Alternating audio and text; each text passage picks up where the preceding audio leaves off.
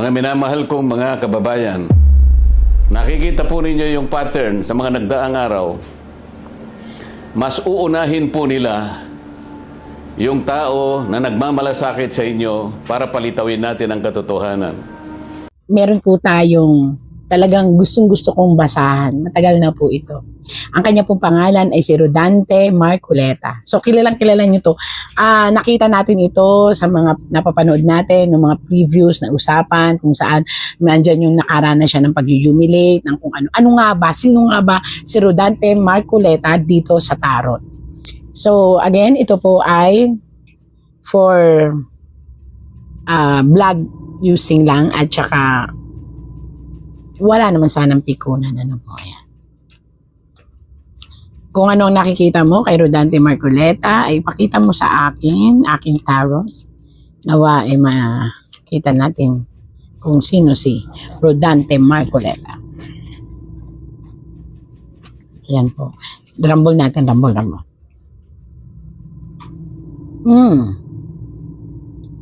Actually po, ang ating si Rodante Marcoleta ay talagang dumanas ng napakarami pong effort at humiliation. Tama yon. Mga nakaraan po niya ito, ayan o, nakabaliktad. Tapos alam mo yung lahat ng effort niya, hindi nare-recognize. Pero lahat pong yun, niyakap niya. Lahat ng emptiness, lahat ng kalungkutan, lahat ng feeling niya is walang kwenta yung kanyang mga pinagsasasabi para sa iba. Yun ho ay lahat ay kinimkim niya ng kanyang puso. Kaya nga nakalagay doon na halos siya ay lahat ng kanyang mga plano, lahat ng mga pinagsasasabi niya, hinayaan lang niya na maliitin siya ng ibang tao na nakakarinig. Kasi hinayaan niya yon, alam niyo kung bakit? Ipinakita niya kasi yung kababaan niya ng loob. At yung mga plano niya, na hanggang ngayon ay pinipilit niyang i-intact. Nais niya na makarating siya sa katotohanan na tao ang kanyang sandigan. Ayan po yan. Yan. At yung mga dala niyang stick, yan po yung mga plano niya. Yan yung mga sakit. Kaya po siya nakayuko. Yan po yung mga sakit na kanyang naramdaman. Noong binabaliwala ang lahat ng mga plano niya at binabaliwala siya, lahat ng mga pinagsasabi niya, binabaliwala. Lahat po yan. Pero until now, nakita niyo naman, compose siya at yakap niya yung lahat ng yon. Yung plano niya, plus yung mga tao na hindi naniwala sa kanya, pinilit pa rin niya na ipakita ang kanyang kababaan. Ayan po. Kitang-kita nyo naman. Tapos, nakikita nyo yung isang bahay dito. Marcoleta is being supported by a very strong alliance of religion. I don't know. Hindi ko po alam kung ano yun, pero siya po ay suportado ng konseho ng isang relihiyon. Ayan, naniniwala sila kay Marcoleta.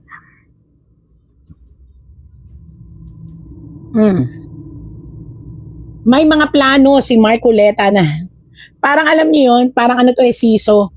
Yung kanyang plano, ito yung mga plan niya. Na maganda naman, ba't may tatamaan? Ang tatamaan ay ang ating gobyerno. Yung mga maling ginagawa ng gobyerno that was government bago siya iupo at pag siya ay napaupo. Yan si Marcoleta. At ngayong nakaupo. Bakit nasabi ko po sa inyo, nakita ninyo? Ang lahat ng plano niya, ito yung mga plano niya, is patungkol sa paggawa ng mga batas. At ito yung ating sumusuporta rin sa kanya, naniniwala sa batas niya.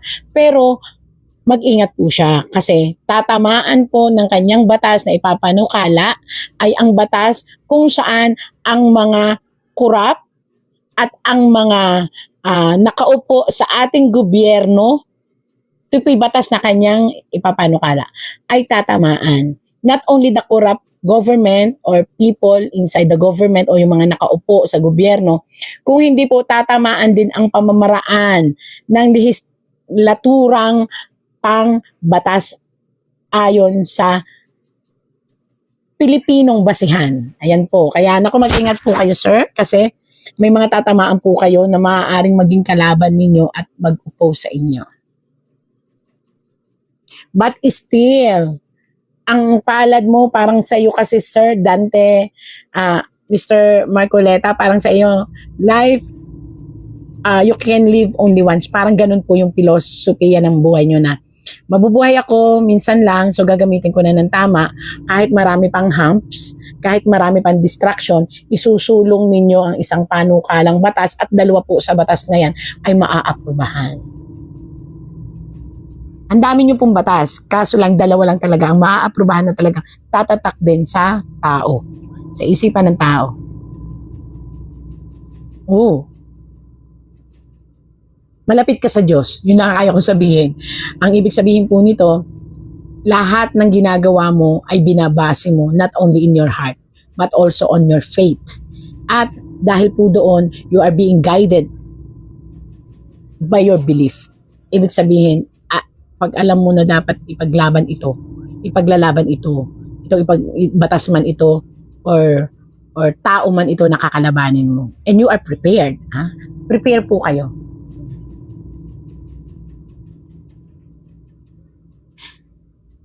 May isang taong lalapit po sa inyo, I don't know, pero mangyayari pa lang po ito. Papipiliin kayo kung saan, kung hihinto kayong kumalaban sa sitwasyon ng politika at politiko natin sa Pilipinas, at mananahimik na lang daw po kayo o pababayaan nyo na lang. So it's up to you po. It is an offer ng isang tao na may kakayahan para po kayo ay makuha ang inyong puso at ang inyong isipan. Nasa sa inyo po. Kayo po ang magdidesisyon kung kayo magpapaka-totoo sa sinumpaan ninyong tungkulin na kayo ay sa mamamayang Pilipino o kayo ay mabibili rin ng pera o suhol. Nasa sa inyo po yan.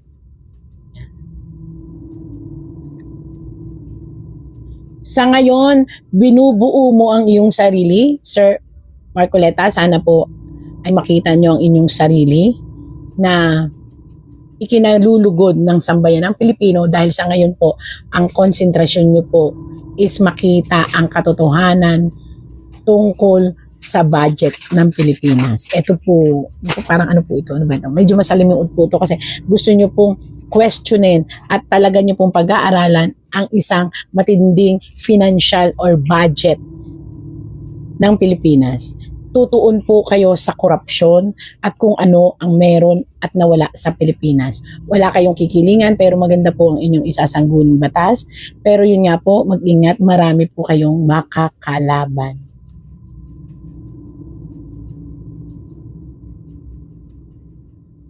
Aatakihin kayo ng mga tao na nasa politika rin at malalaking tao po ito.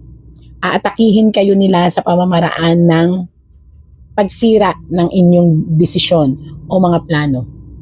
Ingatan nyo po ang inyong sarili para malabanan nyo itong mga taong gustong kumalaban sa gagawain nyong mga proposal or batas. Una sa lahat, nakakatuwa po kasi sa ngayon po, ang inyong batas talaga ay makatulong para maliwanagan ng buong sambayanan. Ito po, na itong mundo o itong Pilipinas ay may mga totoo pang politiko na nagmamalasakit.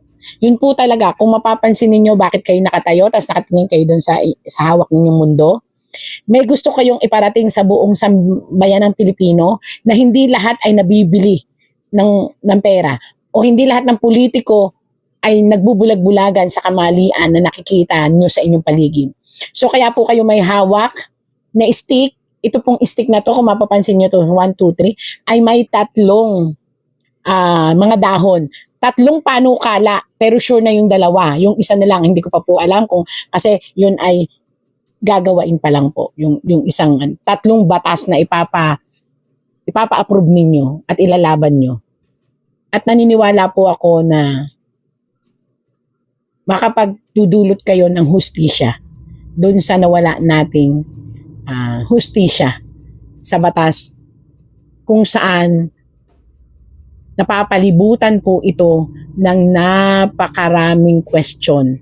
Maaring ito po ay doon sa batas ng lehislatura ng pagkahuli o pagkadakip ng dating presidente. Yun po ang gusto nyo din maipaliwanag sa tao na may mali ang ating batas na sinuong. na may mali ang mga taong nagpahuli at gusto nyo po talagang i-emphasize na may something wrong, may financial matter na umikot or corruption na umikot. Yun po ang gusto nyong ipalaganap sa mga batas na inyong ipapagawa.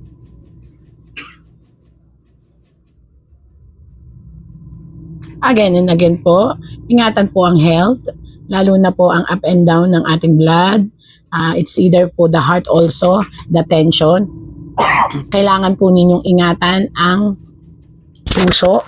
Na puso, maaaring ito po ay magkaroon ng blockage or maaaring ito ay maapektuhan po sa tension or stress. Ingatan po. And also po yung sobrang taas po ng acidity ng ating sikmura. So, may acid reflux again na nakikita po ako. And the bad cholesterol and the stress. Ayun po. So, mag-ingat lang po.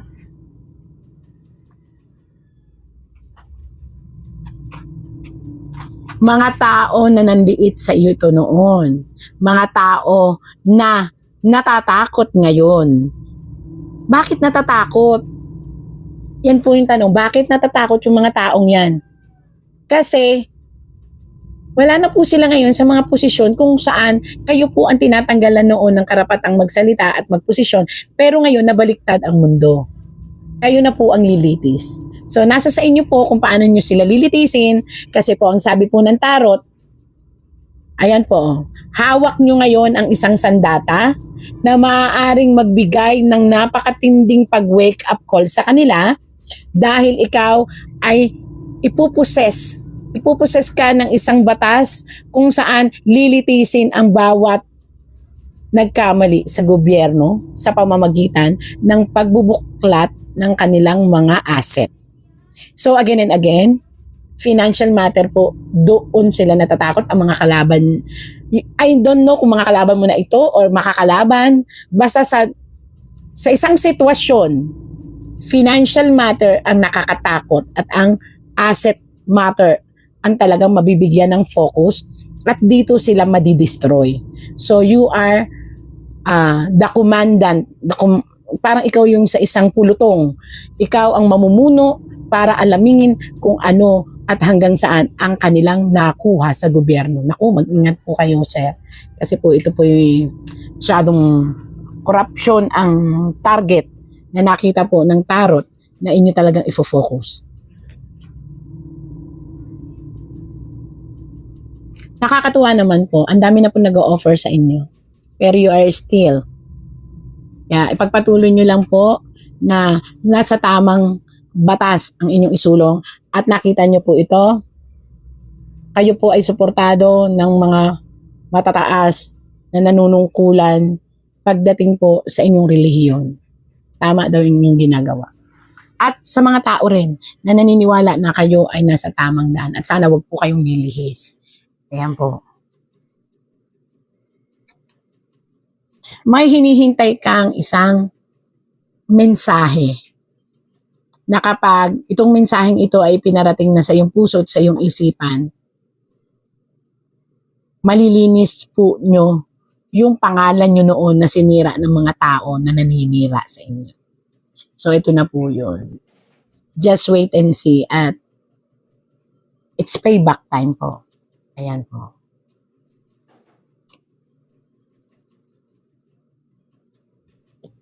At ang pagmamahal sa kapwa, pagmamahal sa aming mga Pilipino, sa atin, at naniniwala kayo na may mali talaga sa sitwasyon na may nakialam sa ating batas na dito sa Pilipinas na banyaga. Yan po ang isa nyo pang gustong isulong na batas. Maring yun yung pangatlo. Maring ipursigin ninyo na maparusahan ang mga tao na inalisan ang inang bayan ng tamang batas. Ayan po, kaya big fish at nasa golden cup pa. So, ibig sabihin, talagang ifo-focus ninyo, may pagkamatigas ang ulo, ifo-focus ninyo yung gusto ninyong mangyari. Na ibalik ang batas ng Pilipinas sa Pilipinas. Ibig sabihin, may nakikita kayong mali na batas na pinakialaman ng ibang bayan. At ito ay dahil sa mga tao na, yun nga, may ibang intensyon sa pagpapakilala nila bilang isang politiko. Ayan po. Malalim yun, pero mag-ingat po kayo dahil mananalo po kayo sa puso ng mga tao, mananalo pa po kayo sa inang bayan dahil talagang iaayos niyo ang korupsyon. At maraming nag-iisip na kayo ay masusuhulan. Nakita ko po dito na talagang, sabi niyo nga, minsan nang daraan ang opportunity sa buhay niyo, gusto niyo matatak. Yun ang prinsipyo niyo, gusto niyo matatak na isaayos ang lahat. Kaya, salamat po at naniniwala kami na maaring itong tarot na ito ay maging totoo sa inyong katauhan. Yan po. Ito na po, tapos na po tayo. At again and again po, sa lahat ng dumadaan sa ating buhay, ordinaryo man tayo na tao o politiko o tayo man ay mataas o mababa, tandaan nyo, lahat na nangyayari ay maisasaayos. There is always a miracle. God give every day a miracle. Narito po ang statement ng Iglesia ni Cristo. Hindi tutol ang Iglesia ni Cristo sa pagpapatupad ng batas. Pero tutol kami sa pagbaluktot sa batas, lalo na kung ang layunin ay para pagtakpan ang katiwalian. Gaya ng alam ng marami, si Senator Dante Marcoleta ay nanguna sa pag-iimbestiga sa isa sa pinakamalaking pandarambong na naganap sa ating kasaysayan. Sinimulan niya ito nang siya pa ang chairman ng Blue Ribbon Committee ng Senado. Subalit, pinalitan ng liderato ng kumiting ito. Gayunpaman, itinuloy niya ang paghahanap ng hustisya para sa atin na mga mamamayan. Ang ipinagtataka namin ay kung bakit siya na nagsusulong sa pag-expose ng mga sangkot sa napakalaking pagnanakaw sa Pilipinas ang kakasuhan at ipakukulong sa halip na ang mga na-expose. Ang ikinakaso kay Senator Marcoleta ay plunder na isang non-bailable crime. Sa makatwid, ipakukulong siya at hindi pwedeng magpiyansa hanggang hindi natatapos ang pagliliti sa kanya. Sa madaling salita, ay hindi na niya maitutuloy ang paglalantad o pag-expose sa mga sangkot sa pandarambong na naganap. Pero, paanong naging plunder ang pagtanggap ng campaign donation o campaign contribution? Hindi naman galing sa kabangyaman ng Pilipinas ang tinanggap niyang donation mula sa mga sumuporta sa kanyang pagkandidato bilang senador. At mismong ang COMELEC ay naglabas na ng desisyon na walang krimen na naganap sa pagtanggap niya ng campaign donation. Sinusuportahan ng Iglesia ni Cristo ang itinataguyod ni Senator Marcoleta dahil ito rin ang posisyon namin. Nananawagan kami para sa transparency, accountability, justice, and peace. Kaya, nais naming iparinig sa mga kinauukulan na kahit ipakulong nila si Senator Marcoleta, ay hindi kami titigil sa paghingi ng katarungan para sa mga kababayan natin na ninakawan. Gusto naming ipaalam sa kanila na isang injustice ang selective justice. At hindi kami mananahimik sa harap nitong napakalaking pagyurak sa katarungan na hinihingi ng ating mga kababayan.